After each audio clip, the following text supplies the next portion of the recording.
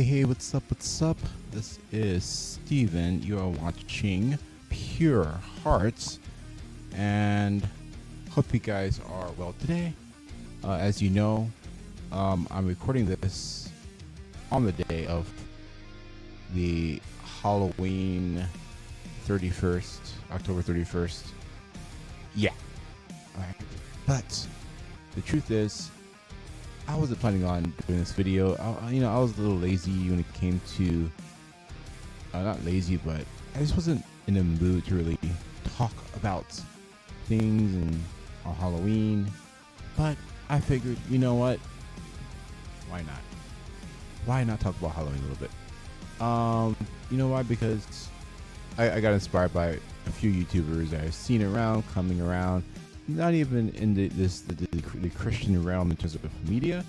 Neither am I really. This channel is actually one of my other channels that I have, but this is actually my passion channel.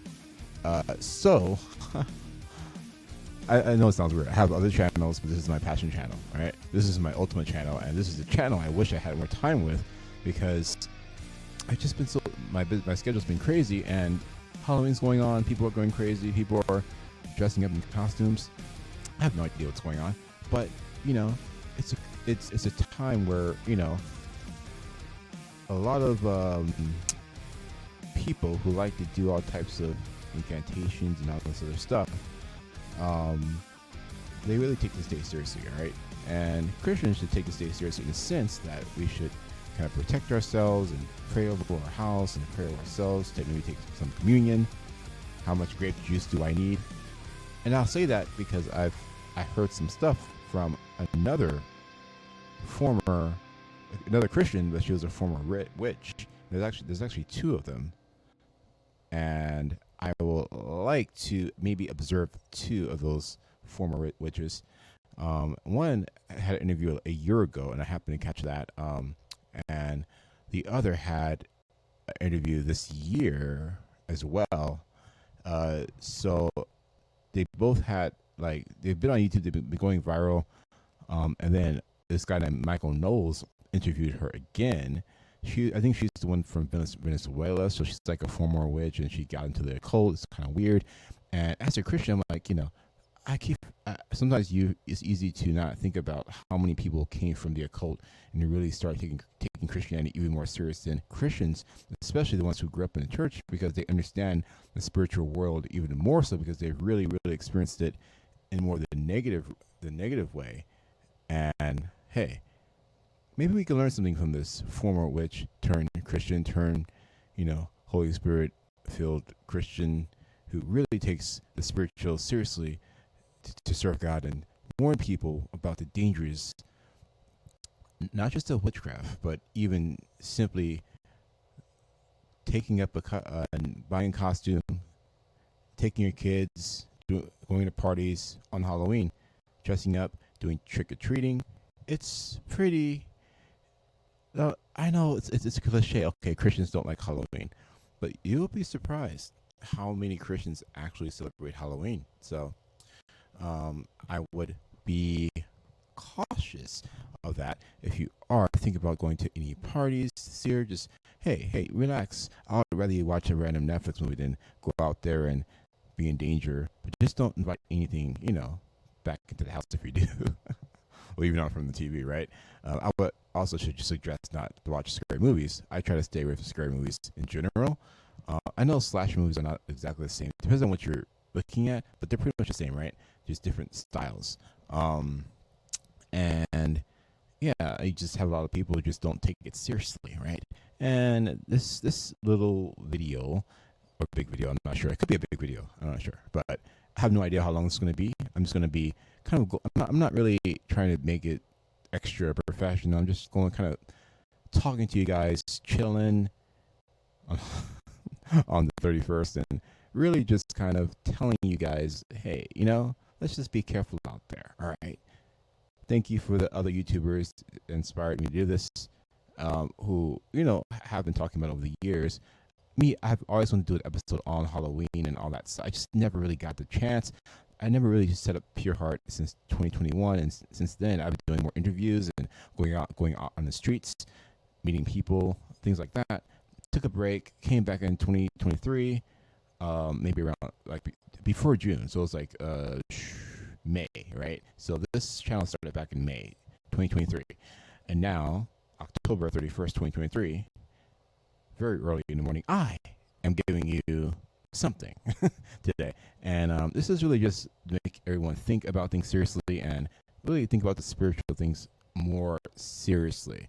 So, there's been some criticism, even in the international historical websites that are as an organization and it's funded by who knows, maybe the government, maybe who knows. But let me check this. Let me read this real quick. But this is interesting because Christians are known to criticize Halloween for good reason, right? But the Christians themselves don't really know the origin of Halloween in a sense. Most people know that it's connected to the Catholic Church, right? But most people don't really know like how it's connected to the Catholic Church, and a lot of things are just basically organizations like the Catholic Church a long time ago who just wanted people to come to the Christian side, and they kind of overdid it. And I wanted to do this for Halloween, and I especially want to do it for Christmas.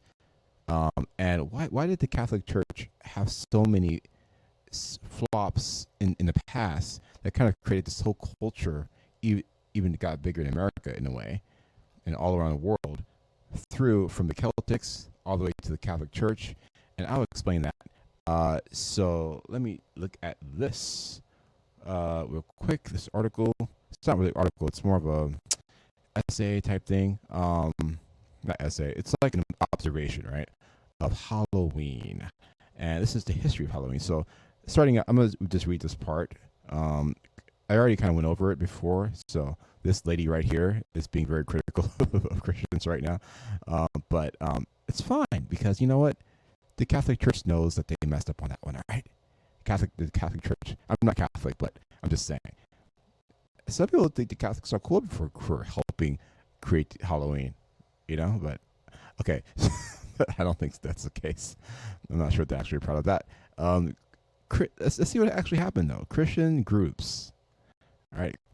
Christian groups through the years have routinely attempted. This is according to worldhistory.org, all right? So I'm not vouching for this article. I'm just telling you like what they're saying, right? So Christian groups through the years have routinely attempted to demonize and degenerate the observance in part of repeating the erroneous claim that Samhain was the Celtic god of the dead and Halloween his feast. The error comes from the 18th century British engineer Charles Valency, who wrote on the Samhain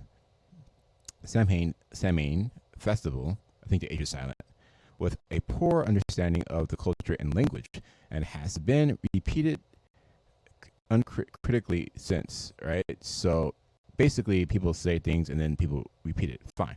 Right? It was actually the church itself, however, which preserved this Samhain tradition in the West by Christianizing it in the 9th century. So that was a long time ago, right? Setting the course for a pagan northern European religion tradition transformation into a worldwide secular holiday, which has become the most popular and commercially lucrative of the year, second only to Christmas, which I would even add the Catholic Church and the Christians had a lot to do with that as well in some ways, right? Basically, literally the same thing for both holidays. And listen, these are Christian men, right? Christian men, people who are in high powers. They created something to observe, I guess, maybe giving more attention to God, giving more attention to Christianity. But it was really just for the Catholic Church to really take control over something that they thought was pagan, maybe turn it into Christian, and it kind of backfired on them because for some odd reason they decided to do similar rituals like fire, wood fire, things like the Simons do, and the Celtics did, and people from before then, right? and kind of blend it all together and create the All Saints Day, right? And then let's continue to see what happens, right? So Halloween traditions in the West date back thousands of years of festivals of Simon, pronounced Suwin. I'm not going to even say it. The Celtic New Year's festival. The name means summer's end, and the festival marked the close of the harvest season and the coming of winter, which makes sense because it's fall, and I understand the fall festival. I get it. The Celts believe that the veil between the worlds of the living and the dead was thinnest at this time, and so the dead could return and walk where they had before. Further, those who had died in the past year and who, for one reason or another, had not yet moved on, could do so this time and might interact with the living in saying goodbye. So that's what they believed, right? The Celtics and I would say other religions or beliefs as well, right? Christians, on the other hand, did not believe this. So I'm not sure, again, where the Christian church came into this. Again, I blame the Catholics on this because they wanted to bring in everything just to kind of Christianize it. Today they would call it whitewashing it, right? I'm just kidding. But I'm just kind of making fun of the way people think. But the point is, very little is known of the rituals of ancient Saman because the church Christianized it as with many pagan festivals, and what information is available comes from Irish monks who recorded the pre-Christian history of their people as well as other Christian scribes denigrating. Sorry, I'm really getting close to this. Right, denigrating pagan rites. It seems, however, that the observance includes stocking up supplies for the winter, slaughtering cattle, and disposing of bones in bonfires. Got the bonfire, right? Which in time came to be known as bonfires. See, there you go. Bonfire. I think they call it bonfires, and then they changed it to bonfire. All right, so that's kind of the origin of that, right? There were gatherings of communities for feasting and drinking while this was going on, but there was also the awareness of the thin time of the year and the possibility of otherworldly visitors showing up at the party. So there you go. Now, my argument is whether or not the Catholics kind of didn't help in this situation because they just wanted everybody to become Christian and everybody to kind of, if we just be more like them, right? If we just have their cool stuff and maybe something similar, maybe a tarot card that's not actually a tarot card. If you guys know what I'm talking about, you guys know. But you get my point, right? Like kind of not copying, but like this unnecessary pagan traditions, bringing it into the Catholic Church, and it has nothing to do with the Bible at all. So now you can argue that what they believed might have been true, maybe with certain types of witches, warlocks, people who are into that kind of stuff. And you have the Celtics, I just believe they're kind of ignorant, and they had their own probably witchcraft and other things that they believed, which is why they were into that kind of stuff, right? So the normies, who are also a part of the Celtic groups, just did whatever, kind of like what we do now, just kind of go with the flow. Just, okay, this is what we do, and I guess this is the thing. Whether or not they actually took it seriously or not, that's the question. But I think they did, because back in the day, they took a lot more things seriously, especially when it came to anything religious or anything that observes a certain day, season. They really took the seasons very seriously, right? So let's continue. The Celtics, right? That was a long time ago, and this is, again, they call it the pre-Christian history, but it's not really pre-Christian history because, I mean, because the Christians have been a while. The Christian, or the, let's say, Judeos, at least the Jewish people, have been around for a long time. Christianity is connected to Judaism. Christianity is post Judaism, after the law was fulfilled by Jesus Christ. And you could argue two ways, two different observations.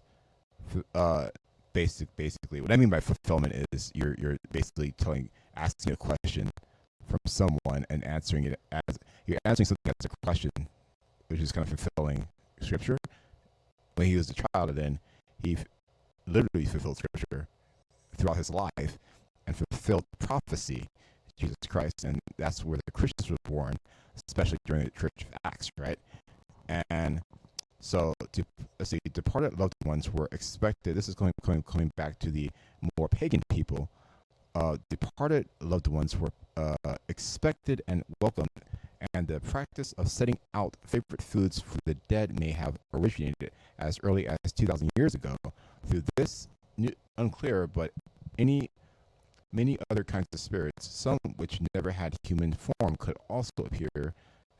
Elderly fairies, the weak folk spirits, and dark energies were just likely to pay a visit as those one longed to see again as one last time. So I'm at this though. Whether or not they actually took it seriously or not, this is some dangerous stuff, all right? Think about it. I would not want to be there if they're celebrating and waiting for a bunch of spirits and crazy elves and whatever it is, right? It's very dangerous, and they probably saw some stuff. They may not have recorded it, maybe they did it, maybe they didn't. But the point that they were actually trying to invite that stuff in is already creepy and just like weird. And I'm not sure why, again, the Catholic Church had wanted to kind of bring them in. I think they were just trying to bring them in, but I just don't think that was the right way to do it, right? Later on, because these people wanted to have their thing, their festivals. They wanted to do things their way. The Catholic Church wanted to change it and okay, let's do it our way. But it's basically the same format almost, right? So, and I'm continuing because I want to see where this article is going. Because most of us know kind of how it started, but we don't really know the details a lot. I'm not saying I trust this world history. I'm reading this to kind of really solidify what I'm trying to say, meaning the pagans were pagan, right? The Celtics were pagan, and people who were not Christians back then wanted something different than Christianity, right? They didn't know better, right? They didn't understand what you're doing. So, further, there was very good chance that there's bonfires make appearance in order to receive spirits.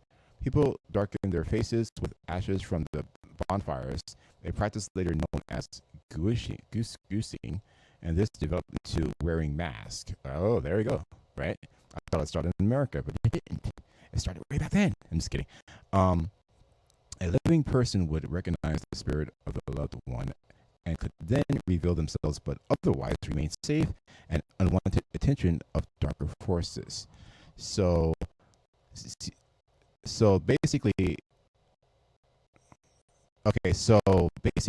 if the spirit revealed themselves, right, they can remain safe from unwanted attention from darker forces. Or I would also argue, if maybe they continue, but I'll continue and then I'll see what my argument is. So, how long ago the rituals were included in the observance of Simon in unknown, but some form of them probably in place of by the time Christianity came to Ireland in the 5th century. The Hill of I can't pronounce that, Hill of the War, that's what it's called, and country meth was the site of the bonfire lighted on the ground around October 31st, signaling the beginning of Simon Festival, when it was answered by the much more prominent fire from the Neolithic site of the Hill of Tara across from it. Archaeologists from University College Dublin have dated the excavated earthworks to 2000 CE, but I think CE is supposed to be BC. Cause I remember I heard they changed the name. Is it BC or AD? They changed one of those because they want to take out Christ. So I think that's what CE is. I could be wrong, but I think that's what it is. But note, these are only the latest development at the site of first use of the ceremonial fires over 2,000 years ago. All right, so the hill is named. So this just goes on, and Peter. Oh, there it is. Okay, so apparently someone was like awarded by the three sons, and infamous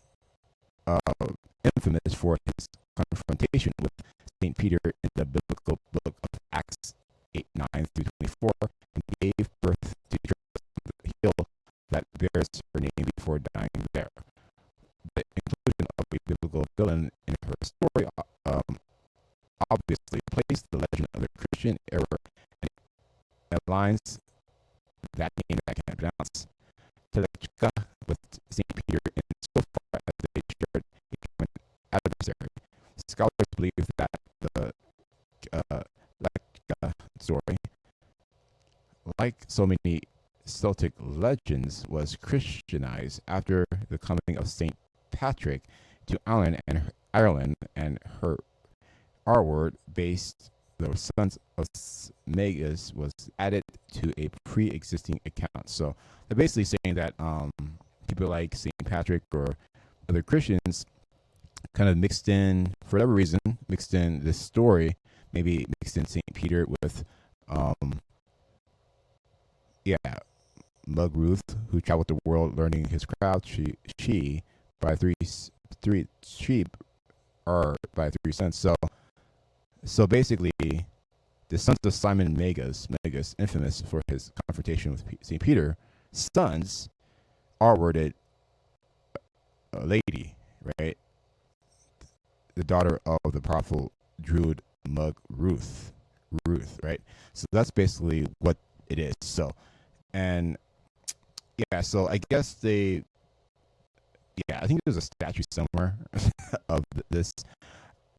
What does this have to do with Hallows Eve? I have no idea. But let's see, Christianity. Let's see if I get this right. Okay, so the Christianized of pagan symbols, temples, festivals, legends, and religion iconography is well established and applies to the Simon Festival as well as many others. Pope Boniface had set 13 May 13th as All Saints Day, right?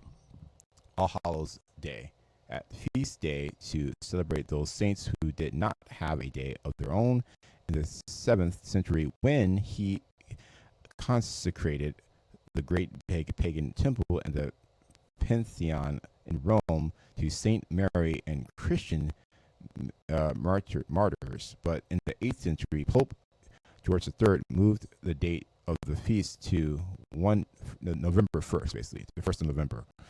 The motivation for this move is still debated. Some scholars claim it was done intentionally to Christianize Simon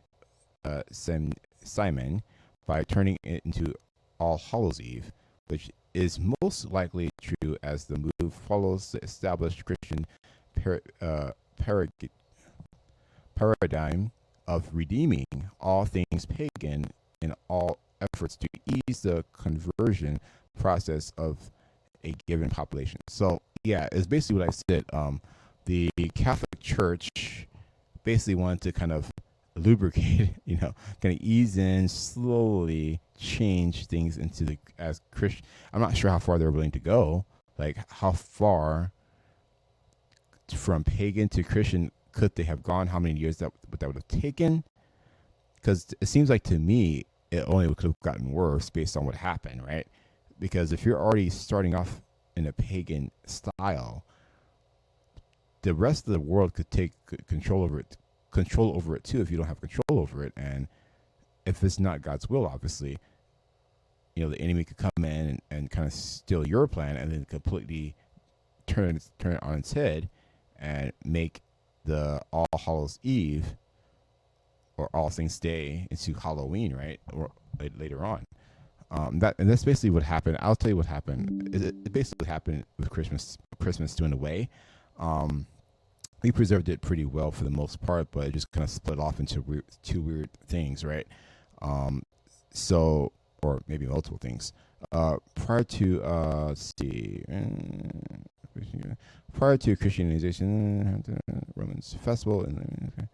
So I'm just kind of going through this, but the festival developed from a prior observation held earlier in the year, which honored the spirits of the ones.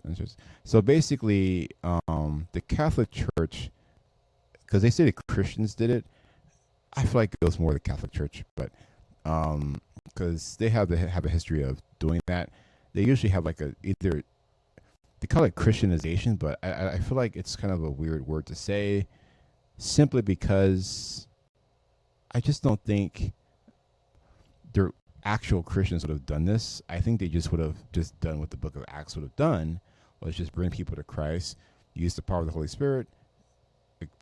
That's all we need, is right. It's the power from the Holy Spirit, power coming upon us, to preach the word, and I get it. The Catholic Church, probably, I'm guessing it's Rome, they thought that they can manipulate people slowly into becoming Christians by making some type of parallel version of whatever Simon was, right? The bonfires and all that stuff.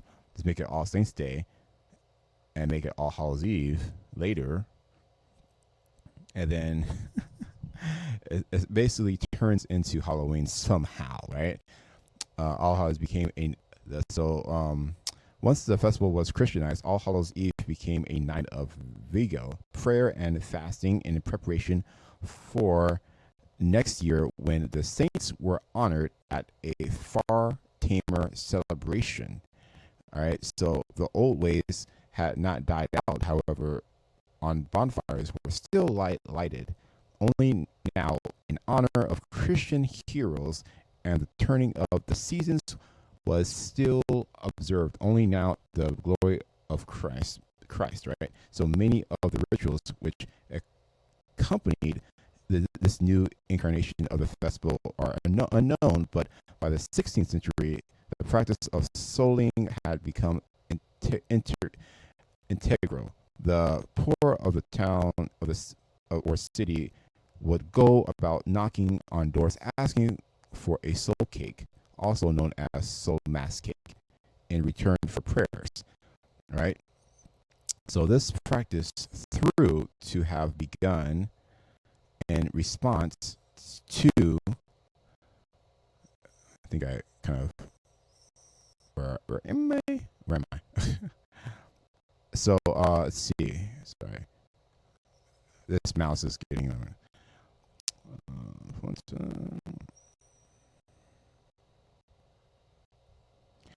So yes, so this practice is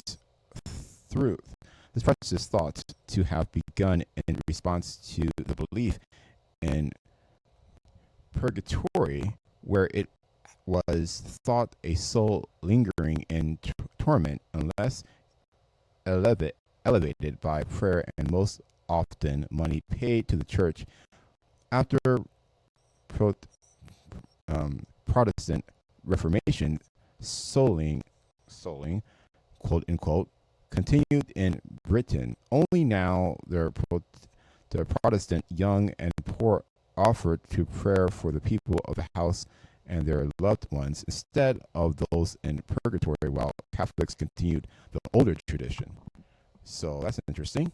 See how it all breaks out because of denominations, different things happen. This is what I'm talking about. Denominations kind of, in some ways, could be dangerous because people are just going out doing their own things and not really sticking to the kind of Acts Church model. In the 17th century, Guy Fawkes Day added a new component to the development of Halloween. On 5th November 16th, 1605, a group of dissident Catholics tried to assassinate the protestant King James I of Britain in the attempt known as the Gunpowder Plot. The attempt failed, and one of the group, Guy Fawkes, was caught with the explosives beneath the house of the Lord, and although he had co-conspirators, His name attached itself famously to the plot. So Guy Fawkes Day was celebrated by the Protestants of Britain and a triumph over poverty, and 5th November became the occasion of the anti-Catholic sermons and vandalism of Catholic homes and businesses, even though officially the government claimed it was a celebration of Providence sparing the king. Interesting. So they had all two different types of narratives going on at the same time. Sounds familiar. And, interesting. Yeah, the Guy Fawkes night, it sounds familiar. So they claim the celebration was provided. Okay. On Guy Fawkes night, bonfire was lit and unpopular figures, most often the Pope, were hanged in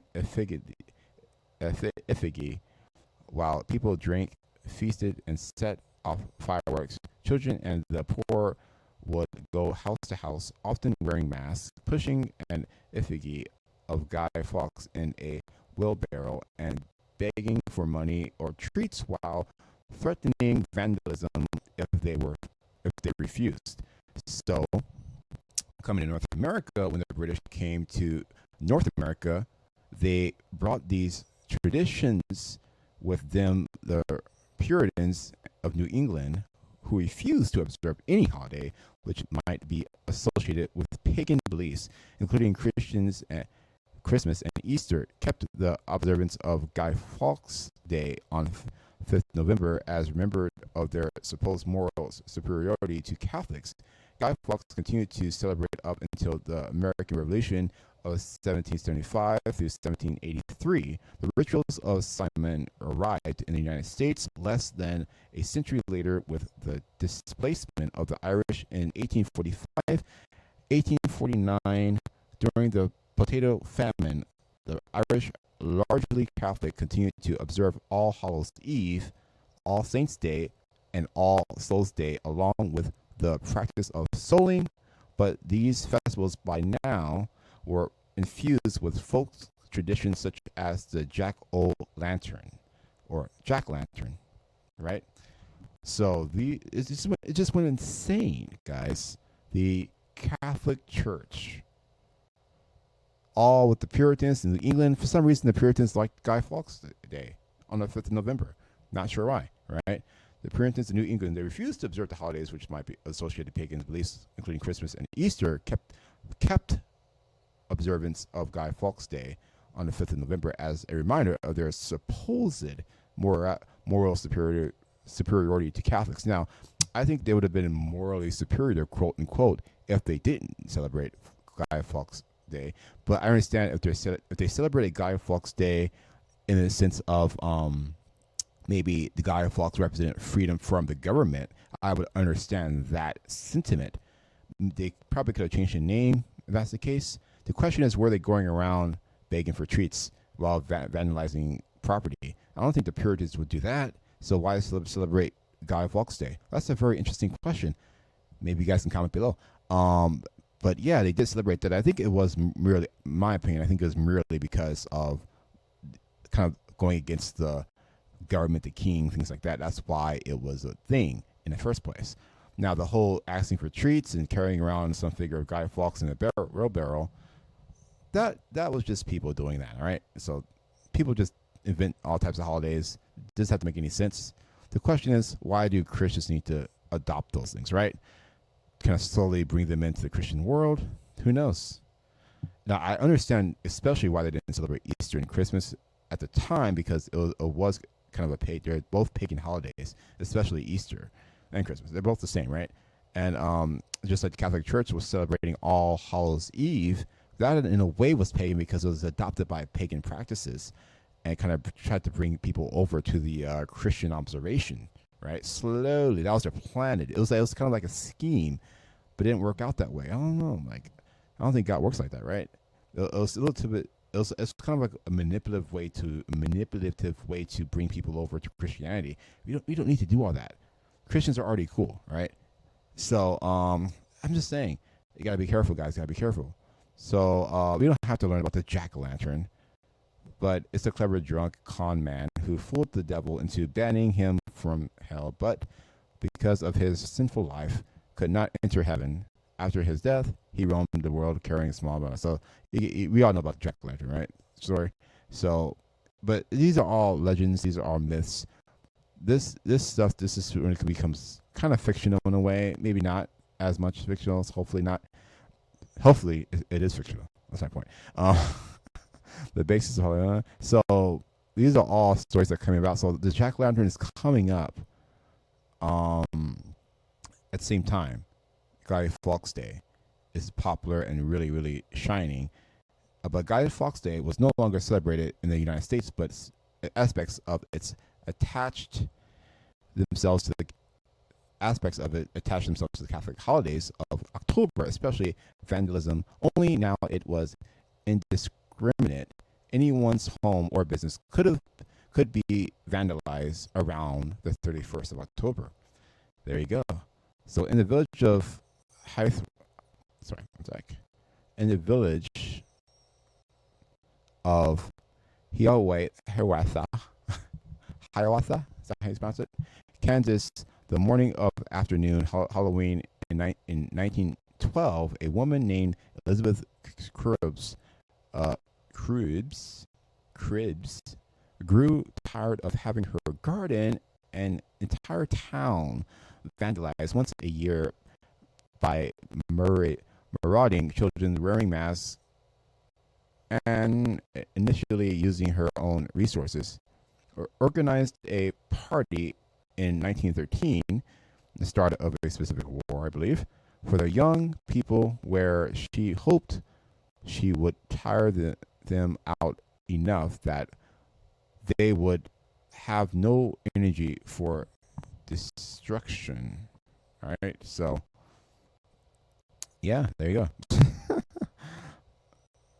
Organized a party in when people were. She hoped that. So basically, I guess her plan was to tire them out with a party.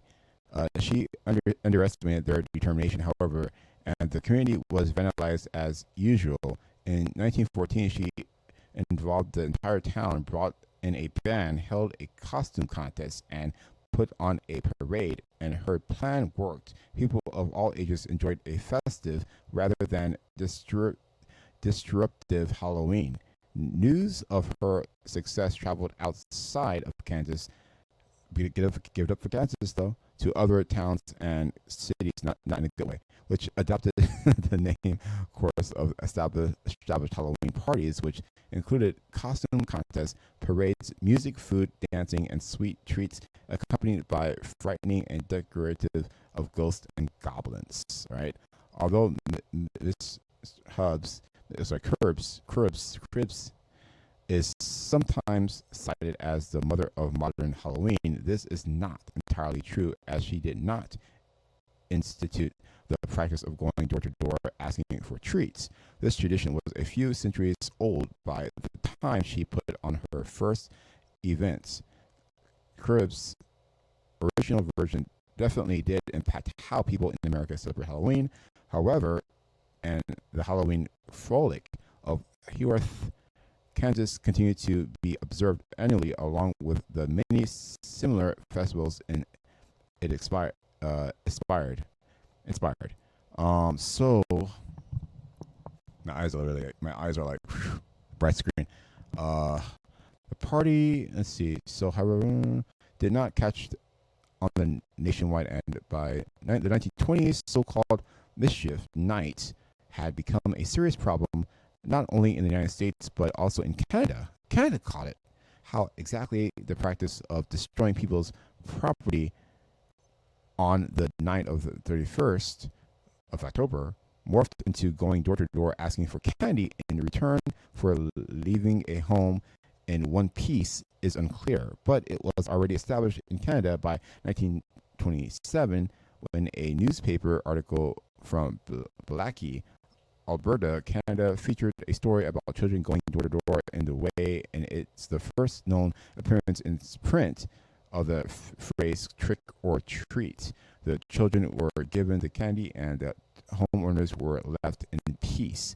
This tradition continued in North America throughout the 1930s and was interrupted by World War II, owing to the sugar ration, which dramatically cut the candy supply and re-emerge in the late 40s, re-emerged in the late 40s, right? Because the war is over. The familiar tradition of the present day dates to the 1950s and has steadily became popular in other countries following the same basic paradigm. Today, Halloween is not generally associated with any particular religion or tradition and is commonly viewed as a secular community holiday, primarily focused on the young and a boon for business, offering candy and decorations, as well as the entertainment industry, which releases films, TV specials, and books on paranormal themes. So this is the kind of more washed version of it, kind of like.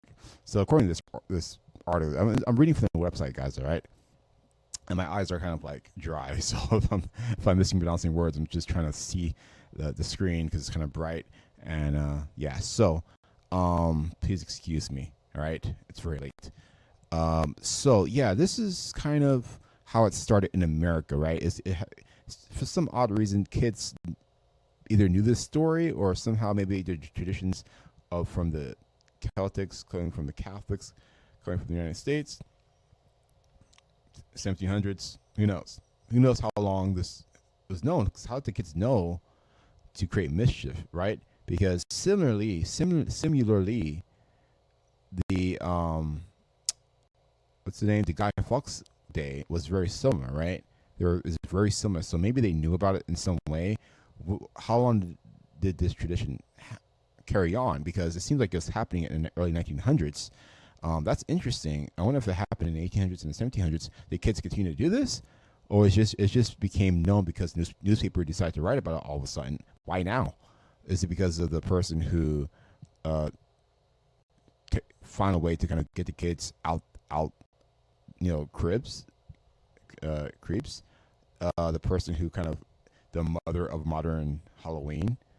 I don't know. I don't know if it has anything to do with that or not, because she basically just made it easier for people not to get vandalized. But I think kind of backfired in a sense where Halloween became a thing in America, and it spread to Canada, and it spread across the world.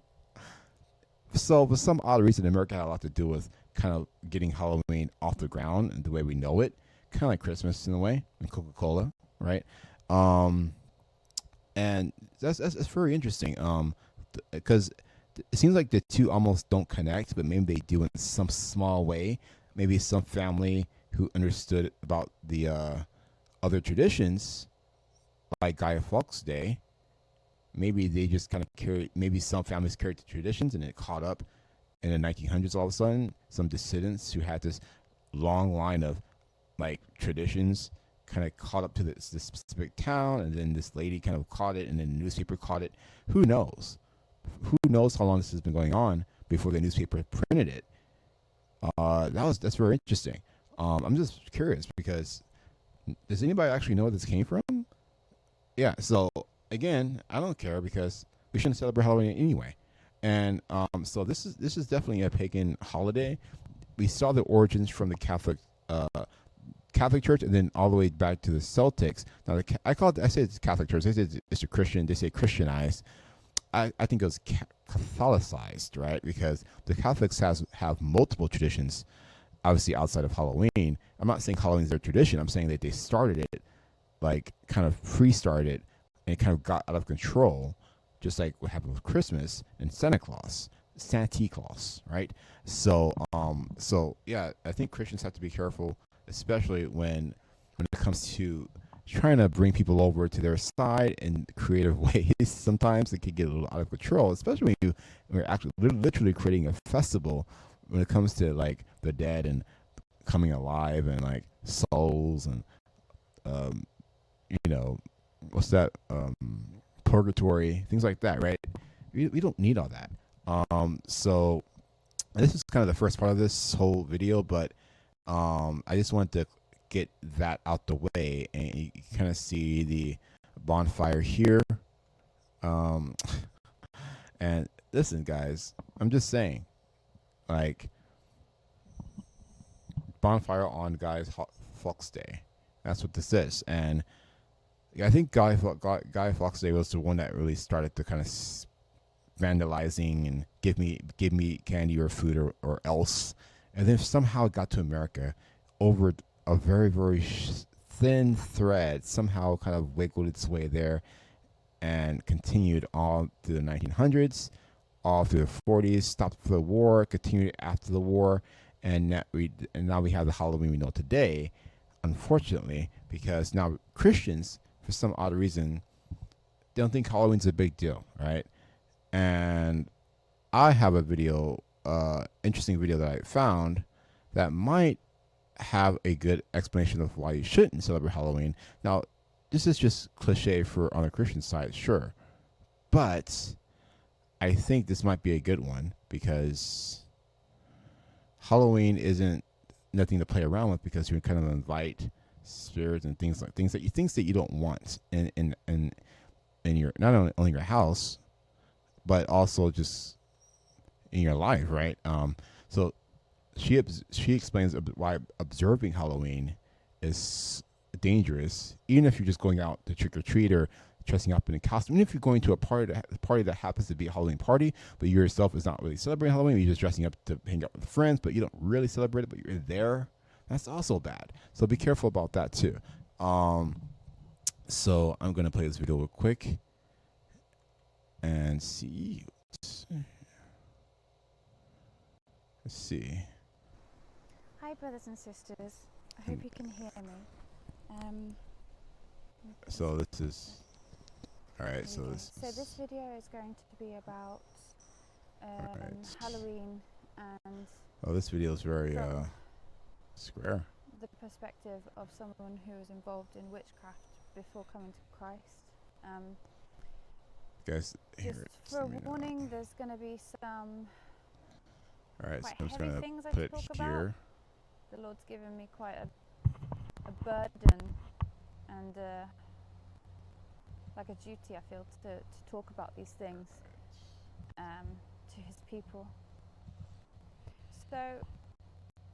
So this person is basically going to talk about. She was a former witch, all right, and she kind of got into the occult and all this stuff, and now she got out of it somehow, and it's kind of warning everybody about Halloween and other things. So let's look at this real quick. I'm gonna skip around to the good parts, but yeah, so I don't want this video to be too long, but yeah.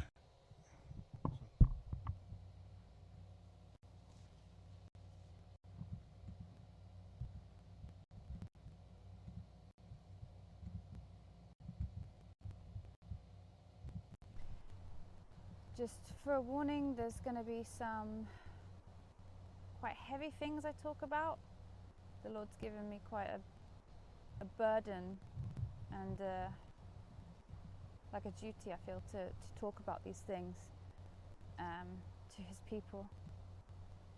So a little bit about my background is I was involved in the occult. And all right, so the occult. She was involved in the occult. Just so you know, if you didn't hear, she has an accent. All right. All right. Halloween. The history of Halloween is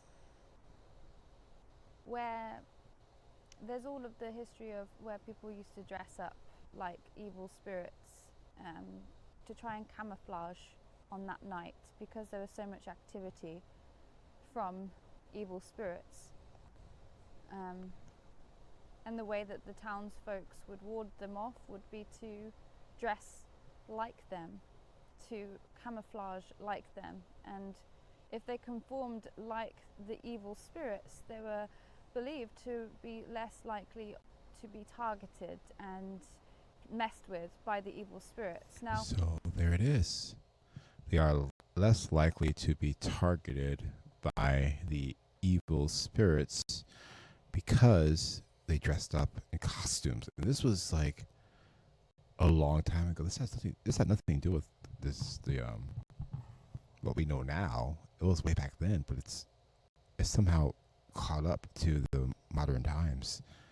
in the early 1900s and maybe 18. Who knows? Again, maybe it's the Puritans' fault. Right? I mean, after all, they said they celebrated Guy Fawkes Day, right? So there you go. Let's continue.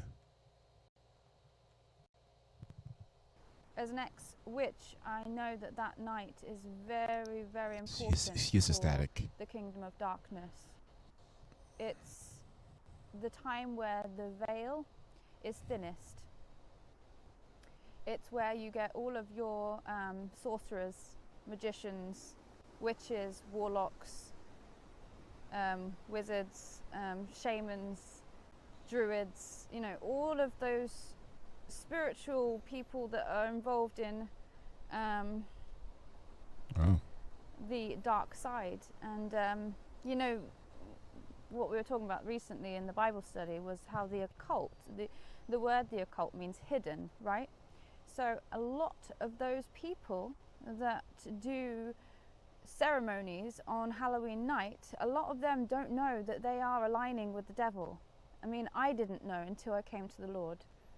The occult means hidden, and sometimes that is hidden from the person doing it. A lot of the time, people Very are true. involved Yeah, in the like I occult without mentioned even knowing before, it. the pagan rituals and all that stuff, right? People didn't really know what was going on. They were just a part of the society, just like we are a part of our society. Fortunately for us, we know the Christians know better, but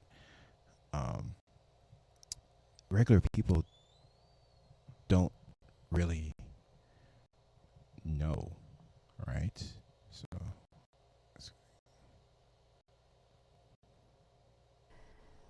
And see, the enemy is like this. He tricks us. And so, let's rewind it a little bit. And I'll just share with you a little bit about my story. I was involved in witchcraft as a child, very young child. I asked the air, and if you're a Christian, you know that the devil is the prince and the power of True. air. I asked the air, the universe, I asked anything to show me keyword the truth. anything. I didn't ask God particularly when I was a child. And So I was led basically, through she was young. She didn't know any series better. of She was asking the universe, thinking the universe was the thing. You know, she's like, oh, okay, it's just the universe. There's nothing wrong with the universe. No, but she didn't realize that, you know, the enemy was a part of that universe, the air, right? The world, the outside of the outside of heaven, outside of like, it's like basically the enemy. Because I don't want to say his name, but enemy like has some level of like power, right, in the air. When it comes to the secular world, he has a lot of power. He can't touch Christians if we don't allow him to. But at the same time, he has a lot of power when it comes to influence and just destruction he's done ever since Adam and Eve at the very beginning of Genesis 1, 2, and 3, right? So it's kind of coming into Genesis, going into Exodus.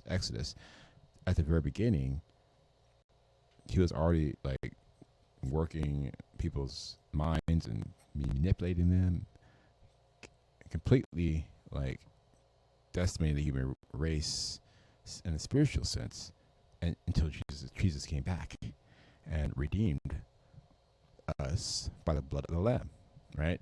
Redeemed us by his blood, which key word. So that's interesting. events of just getting more and more entangled in witchcraft, because I thought that was where I could find truth, because that's why I thought that the realm that we can't see, which must happen, must exist, there must be more to life than this. I thought that existed, and I, as a young child, I delved really deeply into witchcraft, and I also practiced dark magic, voodoo, and I've renounced all of these things. I did Ouija boards all the time, took them to school, got loads of people involved with them when I was young. I was very, very foolish and very, very willing Yeah, and especially to if you're young, it's easy to explore catch this young people realm. because they're already in that explorative state. Humans are very explorative anyway. That's kind of, I think that's how God made us. But sometimes a lot of times we get ourselves in trouble by exploring the wrong things, and we shouldn't be getting anywhere near it, right? And sometimes if you don't know better, you can easily observe, like to the point where we start practicing that observation, becoming it almost, right? So you have to be careful. At a young age. Now, this ended so badly for me. This ended up with me being completely terrified and terrorized. It led me to seeing dark shadows walking around my door. Every time I looked at my door in my bedroom, I'd see around a 7-foot dark shadow silhouette moving across. I would see, and I would be pushed how old was down she to when the this was ground happening? from above. I would feel a heavy force. Crazy. One time it pushed me down to the ground. I had voices. I had condemnation. I wasn't aware of God, but I was aware of the devil at that point. And man, and at such a young age, I don't know how old was she? And this is so she's already aware of the spiritual realm. She just didn't think God was a thing. She didn't really believe in the God we know, but she knew that the enemy existed. And for some odd reason, did she continue this, or like did she know? I think she was so young she didn't know what was going on. So maybe she thought it was just like, you're in a gray area. There's good and evil. There's good magic. There's bad magic type of thing. So it's probably more like that. It's probably like okay, she's still kind of figuring out this whole world that she doesn't even know, not even knowing the God of Abraham, Isaac, and Jacob, right? So I think that's what it was. She was just learning in general what is going on. Too late. And when I got involved in magic, it was too late. So she was told. Or so I thought. And I was told. I was owned by the dark forces that I was inherently evil, and there was nothing I could do about it. She was told by the dark forces that she was way too evil. She couldn't be redeemed or something like that. That's insane. Can you imagine? It's crazy. This condemnation as a child for a very long time because I was involved in witchcraft. It opened up doorways to me as a child that no child should open. And I was so nervous. I used to sleep at night time with the bed covers over me with a tiny hole to be able to breathe out of because I was so terrorized. I used to count every word that I said on my fingers. It was like a nervous twitch, and if I said enough words to have a space on this finger, then I was good, and then if I didn't, I was condemned. Yeah, that's a lot for a child to deal with, so being much for my tormented small like that, child mind feeling to like deal she's with. Unworthy or undeserving of mercy, and just tormented as a young child. And when you have a young mind like that, you don't know what's going on. You're still trying to learn and figure out stuff, right? And children are much more gullible in general. So when you get into that kind of stuff at a young age, can you imagine how can it affect your adulthood, right?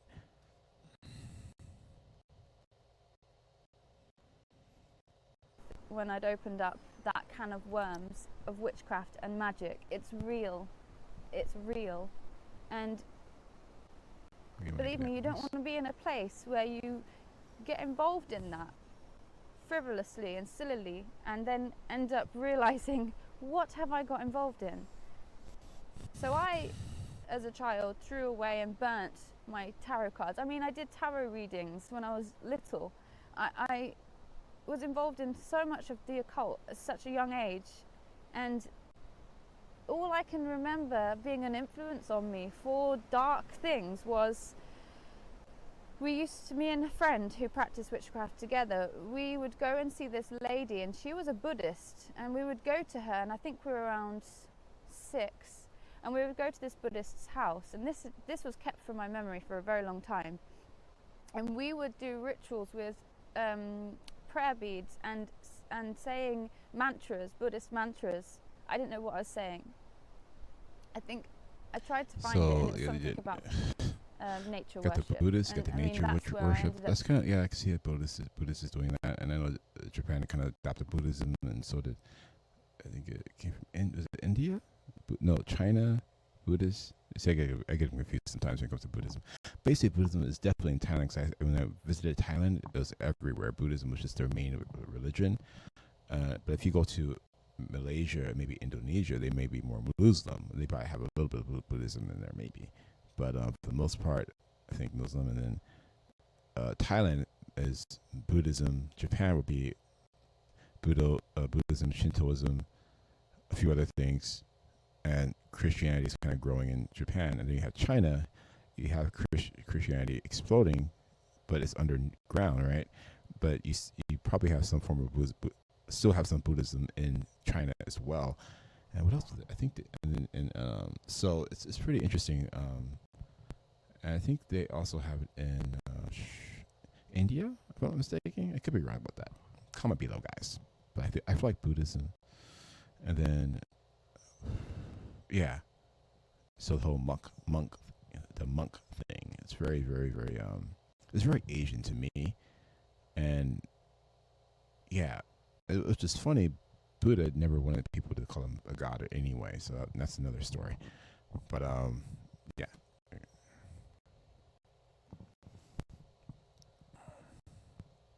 Going. So I had the influence of a lady doing a ritual.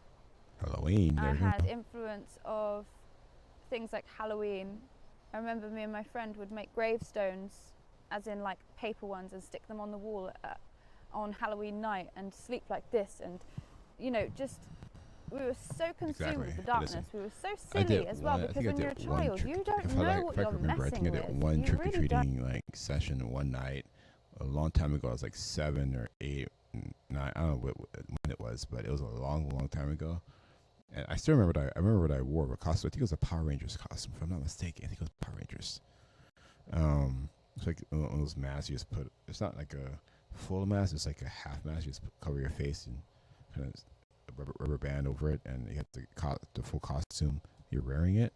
But yeah, I think I did it one time, and after that, I don't think I ever celebrated Halloween in that way. At least after that, kind of, because I think my mom got more mature in that way, and she didn't really want us to go out, probably, and it was a good thing that we didn't. Cause I didn't care about Halloween anyway. I never liked it because I was already really influenced by the church and Christianity. I knew later on that much sooner than later that it was not a good thing to celebrate, and yeah, because I was raised in the church since I was a baby, right? So it's really good to put your kids in church. And for the people who are not Christians listening, even if you don't believe in God, it's good to kind of ground them in like important things like that, right? Like, so hey, if you want your kids to be, at the very least, not go to jail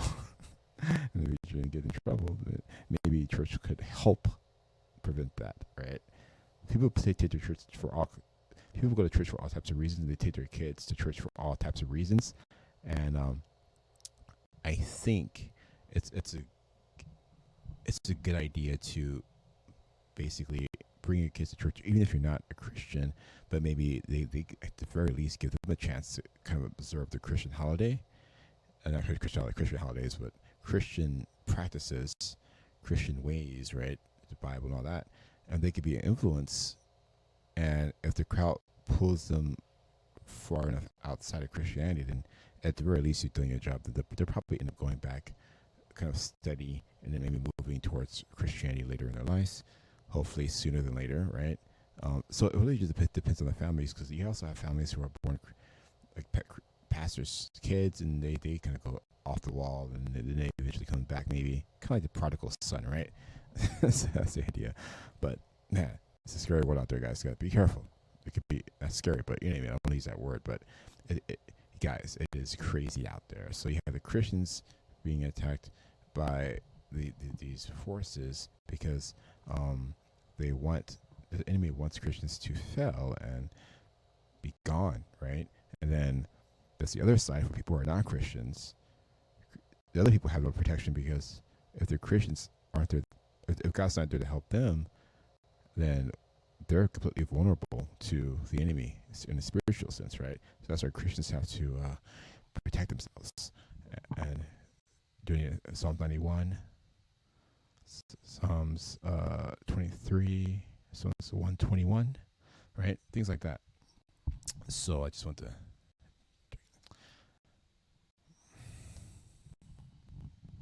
And if you have parents that don't know that magic exists, they are lulled to sleep as well by the devil, whilst the devil takes their children. And this is why I'm talking about Halloween and that I've got this heavy burden, because that was my childhood with magic. Then I got rid of all those things, and then I went as a young adult, probably around 16, so teenager. I got involved in what I thought was white magic, and what I thought was I thought I was a light worker. Like the white hat of magic. magic. Myself inside, I was like, I'm a light worker. I'm here to. Oh, you don't even want to know what I believed. It was so nuts. And so I got involved in tarot readings again, as in doing them. Very dangerous. Consulting. Runes. Anyway, I just was involved in magic again, witchcraft again, but it was repackaged into something that was light and was good, and it's to help people. And wow, was I wrong? To help people. The enemy help people. chewed me up and spat me out. I was in this place of utter brokenness after I'd got involved with yoga, meditation. Guys. Hear what she said? Yoga, meditation, all that stuff. All that stuff is just basically another form of pagan practices that you may not realize, but yoga is just not necessary. Just stretch normally. You don't need to do all those poses and all these weird things. Even in martial arts, there's poses they have to kind of stay away from too, especially in China. Those kung fu poses are crazy. They look cool, but you got to be careful as a Christian. Be like kind of okay, maybe I should stay away from these poses. You could do the kicks probably, but if the kicks have a specific pose that you need to do it with, then I'll stay away from the pose and just the kick if you want to do the kick. You get it? Kick. So yeah, so stay away from those yoga poses and just stretch like a normal person, guys. All right, just stretch like a normal person, kick like a normal person, just build like a normal person, use the hammer like a normal person, wax on, wax off. It's probably the closest thing you would get to normality, in my opinion. So learn from Mr. Miyagi. I'm just kidding. So it's continuing. Story. Psychedelic drugs. Yeah, all of these things whilst doing ritualistic things, and there's just so much that I could go into, but I don't want to focus too much on all of that. But by the end of it, I was, I was friends with Satanists, I was friends with shamans, okay. I was friends with Druids, I was friends with Wiccans, I was friends with, pretty much people that... At what age was she friends with these people? That's what I'm curious about. Thought they were really fairies, I was like friends fairies. with like, pretty much... These guys got the fairies. These guys are ahead of their time. Physicists that would explain away reality. I was friends with all realms of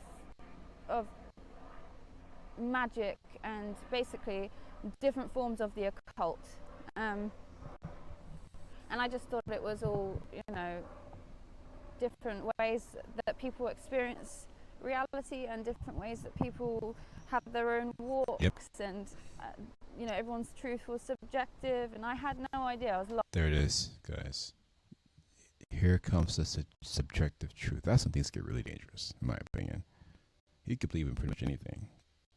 I'm not even going to tell you where that can go. You guys can imagine, right? I mean, think about how Islam is overseas right now.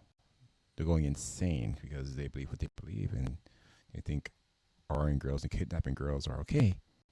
And that's just they think everybody else is the enemy, so they're subhuman. Doesn't matter what happens to them. In America, not me, maybe not some of you, but maybe a lot of some of your friends are defending these guys. They're defending the whole movement as if they're the innocent ones because Israel is so big and powerful. They must be the bad guys, and that's really how they think. And maybe there's some corruption in Israel too, but does it mean that what they're doing is right either? That whole famous saying, two wrongs don't make it right. Why doesn't that apply to those guys over there with Hamas, right? So I think that's just an interesting observation. Subjective truth. That's their truth. Doing anything terrible things to young women and even grandmothers and kids, they could do whatever they want, right? And then if you heard about the October, the Friday the 13th, which is this month earlier, I mean, people were afraid that the Hamas supporters and people who supported that movement would start some type of terrorist thing all around the United States. And actually, in a way, it started happening already. It was just after the 13th, and it happened on 13th. But you had some shootings that happened. You had some things that happened. And because I think when you have a month like this, especially now, this is the worst month for this to happen, in my opinion, because can you imagine the doors that could have been opened, right? Us Christians have to pray and close it. So, get into those prayer rooms online, It might be a good idea. I have to think about that too. Like, seriously, I have to really be on it. Had some crazy things happen to me yesterday on the 30th. Like, multiple things. I got hot water spilled on me at Starbucks. And when I walked in, some employee dropped the water and it spilled on me. I had to call the Starbucks to get it all settled and all that. I got $20 with Starbucks credit. Maybe I needed $25K, but I'm not a grifter, so I'm not going to do that. But you get my point. Just crazy things were happening. And the homeless guy kind of spat on me. He was talking to me, hey, can you get some money?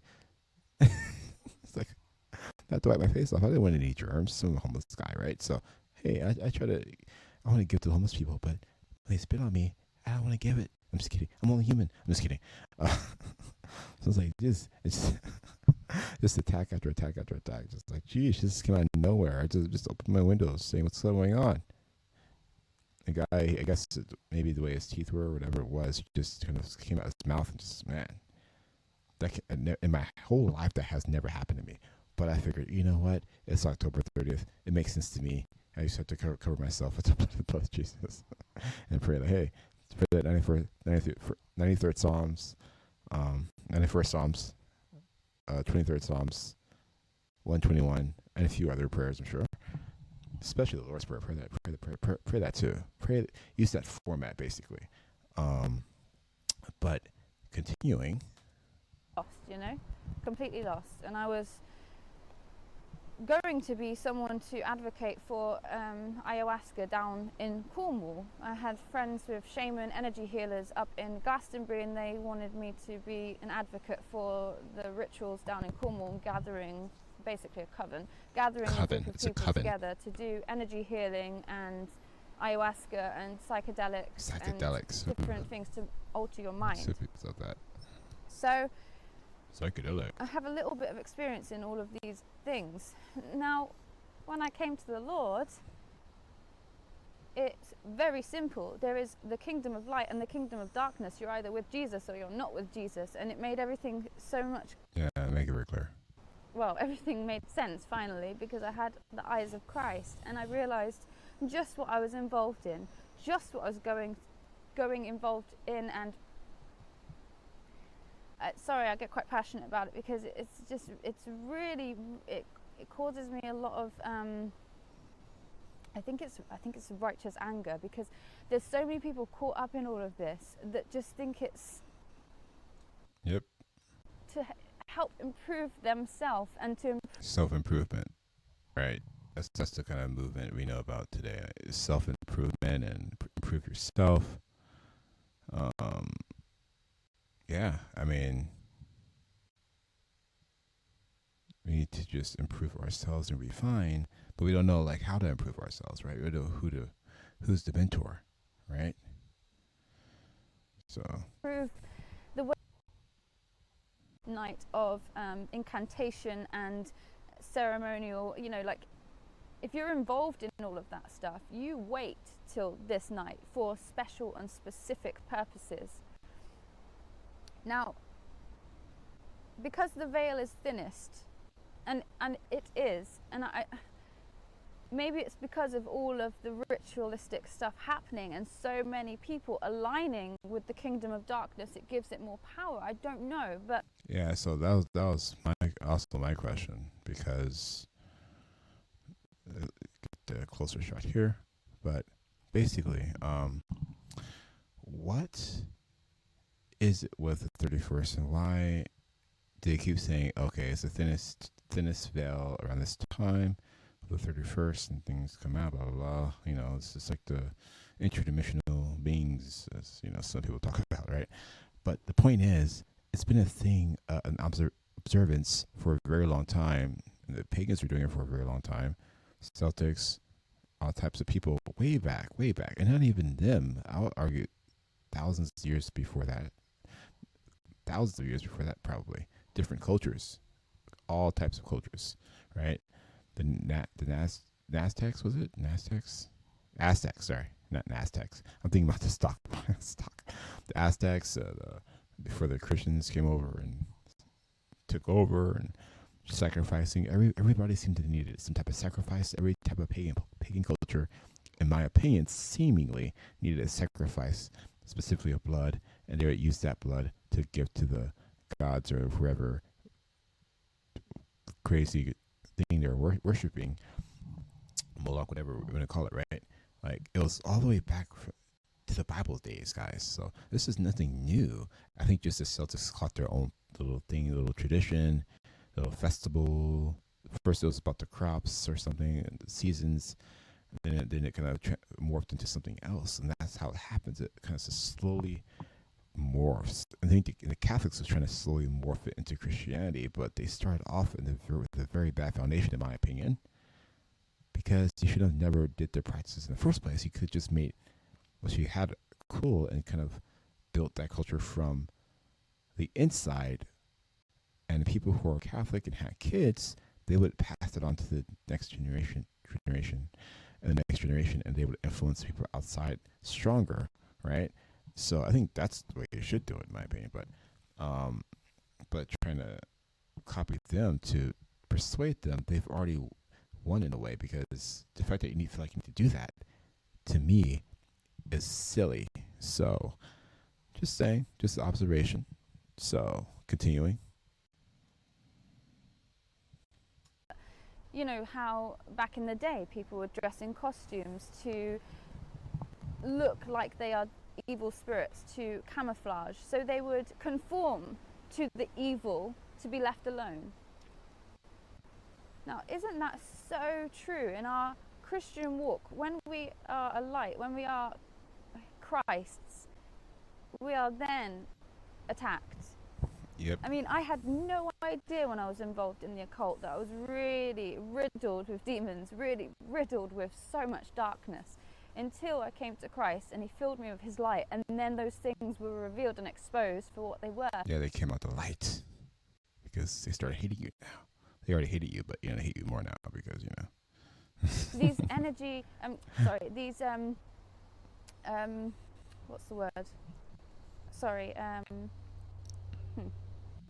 There's so much resistance for me getting this out. I don't know, it's just been pretty intense. Yes, there's a very good point I wanted to make. Yeah, so going on to that. Let's just for a little bit. That the people in witchcraft, when they see them as light, they are not light, they are dark, they're all dark. Only when you come to Christ do they reveal their true colours, and I've been in that, and it's terrifying. It's absolutely terrifying to truly see what these entities, what these characters and personalities and things that are consulting you and telling you what they truly are is absolutely pure evil. Like, I've never experienced or known such hatred and wanting to tear you apart as I have when I've come to Christ, and then those entities that I was dealing with before, who were guiding me and, you know, showing me so much. They showed their true colors, and again, prance around the angel of lights, and he seems nice if you don't know any better. But I think when you wake up, either the veil's lifted from your eyes, you don't, and you notice, you just see it for what it is. And maybe if you're not a Christian, I'm thinking, maybe you just don't see it, and it's easier for the enemy to mask himself. And then when you really come to Christ, the veil's lifted up, and you also see things for the way they are, potentially. Now, some Christians, maybe they don't see it as well as others, but she was really in it. Like, she understood like what she was dealing with immediately, because I think she was already really in tune with the spiritual world. So her senses were probably much heightened. So when the veil was lifted off, I think that's probably how she really sensed it more than the average person.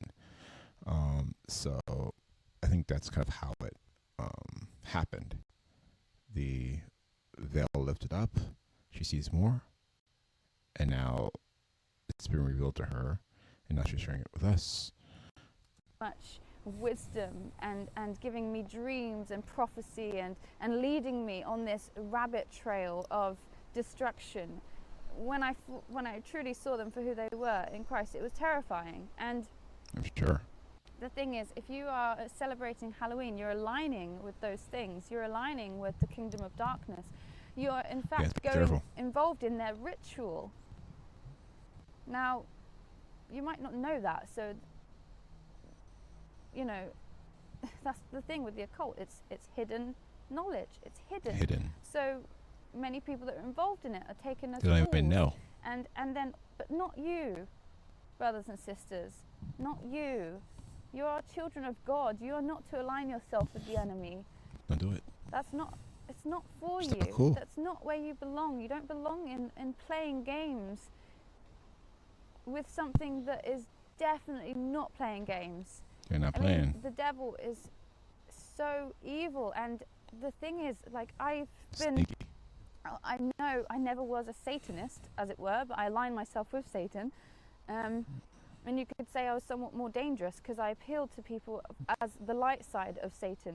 Yeah, that light and dark magic thing, you know, you see on TV a lot, and like the white witch and the black dark witch, and it's always been similar themes throughout like media too, because they want to kind of make it a gray area where there's no like, oh, magic is just like, okay, it's just nature or science or whatever they want to excuse to it. No, you can call it whatever you want, but the truth is, it's not of God, right? But there's no such thing as a light magic and a dark magic, or a light, you know, witch or dark witch, you know, things like that. You kind of see it also in Wizard of Oz. I think they have a good example of that. I've seen other examples in different like TV shows, and just some more than others. And some people probably took it from Wizard of Oz, probably. But the point is, I've always known better. Like, if I watch a show like that, or if I happen to see a scene like that, I'll probably like, okay, I know what they're trying to do, but I'm not going to fall for it, type of thing, you know. So shouldn't watch that stuff, you know.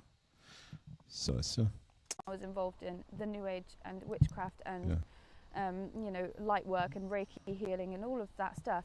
Healing. Now, I was friends with Satanists, and one of them said to me one day, you know, to be initiated into his coven, his satanic coven, the way in which they did that, he told me that the ritual, what they did, and basically they stripped him naked, they tied him up naked in a stressed position. That's weird.